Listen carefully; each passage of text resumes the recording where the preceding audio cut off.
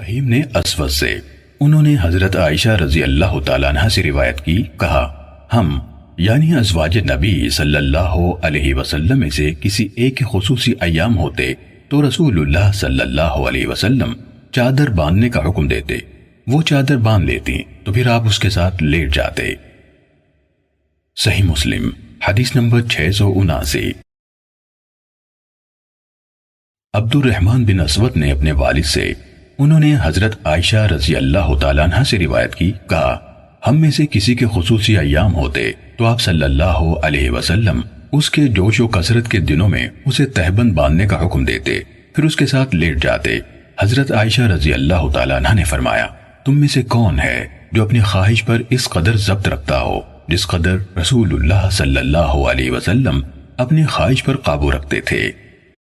ابو سلمہ بن عبد الرحمن نے بیان کیا کہ حضرت ام سلمہ رضی اللہ تعالیٰ عنہ نے انہیں بتایا، کہا میں رسول اللہ صلی اللہ علیہ وسلم کے ساتھ روئی دار چادر میں لیٹی ہوئی تھی، اس اسنا میں میرے ایام کا آغاز ہو گیا اور میں کھسک گئی اور ان ایام کے کپڑے لے لیے تو رسول اللہ صلی اللہ علیہ وسلم نے دریافت فرمایا، کیا تمہارے ایام شروع ہو گئے؟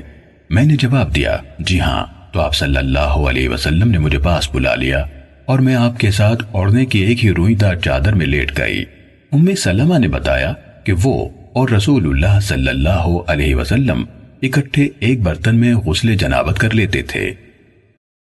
مالک نے ابن شہاب سے، انہوں نے عروہ سے، انہوں نے عمرہ سے اور انہوں نے حضرت عائشہ رضی اللہ تعالیٰ عنہ سے روایت کی، کہا جب رسول اللہ صلی اللہ علیہ وسلم اعتکاف کرتے تو اپنا سر گھر کے دروازے سے میرے قریب کر دیتے، میں اس میں کنگھی کر دیتی اور آپ صلی اللہ علیہ وسلم انسانی ضرورت کے بغیر گھر میں تشریف نہ لاتے تھے۔ قتیبہ بن سعید اور محمد بن رمح نے لیث سے، انہوں نے ابن شہاب سے، انہوں نے عروہ اور عمرہ بنت عبد الرحمن سے روایت کی کہ رسول اللہ صلی اللہ علیہ وسلم کی زوجہ حضرت عائشہ رضی اللہ تعالیٰ عنہ نے فرمایا، جب میں اعتکاف میں ہوتی تو قضاء حاجت کے لیے گھر میں داخل ہوتی، اس میں کوئی بیمار ہوتا تو میں بس گزرتے گزرتے ہی اس سے حال پوچھ لیتی، اور اگر رسول اللہ صلی اللہ علیہ وسلم مسجد سے میرے پاس حجرے میں سر داخل فرماتے تو میں اس میں کنگھی کر دیتی۔ جب آپ اعتکاف میں ہوتے تو گھر میں کسی حقیقی ضرورت کے بغیر داخل نہ ہوتے۔ ابن رمح نے جب آپ صلی اللہ علیہ وسلم معتکف ہوتے کے بجائے جب سب لوگ اعتکاف میں ہوتے کہا۔ محمد بن عبد الرحمن بن نوفل نے عروہ بن زبیر سے، انہوں نے رسول اللہ صلی اللہ علیہ وسلم کی زوجہ حضرت عائشہ رضی اللہ تعالیٰ عنہ سے روایت کی کہ انہوں نے کہا، رسول اللہ صلی اللہ علیہ وسلم حالت اعتکاف میں مسجد سے میری طرف سر نکالتے تو میں ایام خصوصی میں ہوتے ہوئے اس کو دھو دیتی۔ اعمش نے ثابت بن عبید سے، انہوں نے قاسم بن محمد سے اور انہوں نے حضرت عائشہ رضی اللہ تعالیٰ عنہ سے روایت کی، کہا رسول اللہ صلی اللہ علیہ وسلم نے مجھ سے فرمایا، مجھے مسجد میں سے جائے نماز پکڑا دو۔ کہا میں نے عرض کی، میں حائضہ ہوں۔ آپ صلی اللہ علیہ وسلم نے فرمایا، تمہارا حیض تمہارے ہاتھ میں نہیں ہے۔ صحیح مسلم۔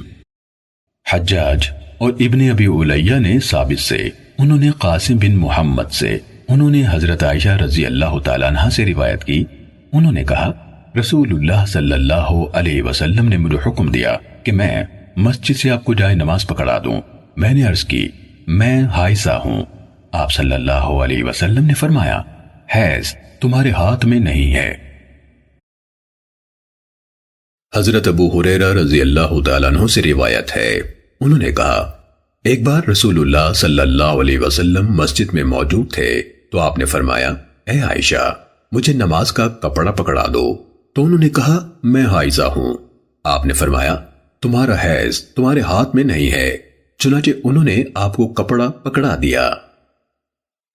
ابو بکر بن ابی شیبہ اور زہیر بن حرب نے کہا ہمیں وکیع نے مسعر اور سفیان سے حدیث بیان کی، انہوں نے مقدام بن شریح سے، انہوں نے اپنے والد سے اور انہوں نے حضرت عائشہ رضی اللہ تعالی عنہ سے روایت کی، انہوں نے کہا میں ایام مخصوصہ کے دوران میں پانی پی کر نبی اکرم صلی اللہ علیہ وسلم کو پکڑا دیتی تو آپ اپنا منہ میرے منہ کی جگہ پر رکھ کر پانی پی لیتے اور میں دانتوں کے ساتھ ہڈی سے گوشت نوچتی جبکہ میرے مخصوص ایام ہوتے۔